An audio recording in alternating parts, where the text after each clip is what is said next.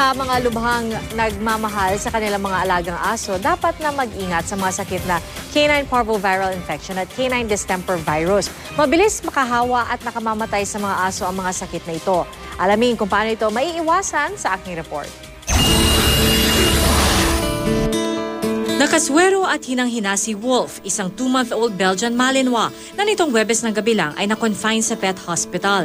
Canine parvovirus type 2 ang sakit ni Wolf. Dahil lubhang nakakahawa ito sa ibang aso, inilagay siya sa isolation ward. Tulad ni Wolf, maraming iba pang aso sa Pilipinas ang tinatamaan ng canine parvovirus.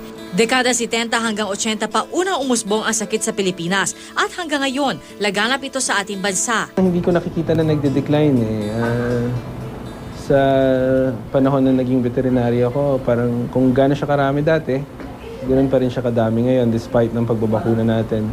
So malamang marami pa rin talagang asong hindi nababakunahan. Kabilang sa mga sintomas ng canine parvovirus ang pagsusuka, pagdurumi at panghihina ng aso. Karaniwan itong nakukuha sa pamamagitan ng fecal-oral transmission. Galing sa dumi, papunta sa bibig. So paano mangyari yon? Halimbawa may aso ka na may parvo, nagsished siya ng virus sa kanyang dumi. Tapos yung dumi na yan, nasa kalsada, maapakan mo, maamoy ng aso, madidilaan niya. Hindi pwedeng ipasa ng aso sa tao ang virus, pero mabilis at madali itong maipasa sa kapwa-aso o kaya'y pusa. Tulad ng nangyari sa mga alagang aso ng Hughes Cooper na si Tons Mags. 6 sa kanyang 9 na aso, tinamaan naman ng isa pang nakamamatay na sakit sa mga aso, ang canine distemper virus. At nitong Huwebes at Biyernes, magkasunod na namatay ang 2 sa mga ito.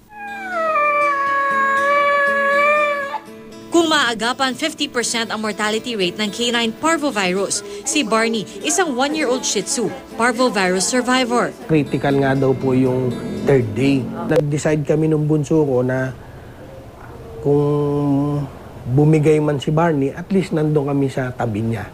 Aabot sa halos 20,000 piso ang nagastos noon ni Rene sa pagpapa-ospital kay Barney. Pero di na niya ito inintindi. Ang mahalaga raw, gumaling ang itinuturing na baby ng kanilang pamilya. Payo ng mga veterinaryo, panatilihing malinis ang paligid ng mga alagang aso, pabakunahan habang maliliit pang mga ito at tiyaking maayos ang nutrisyon para makasigurong ligtas ang pinakamamahal na si Bantay.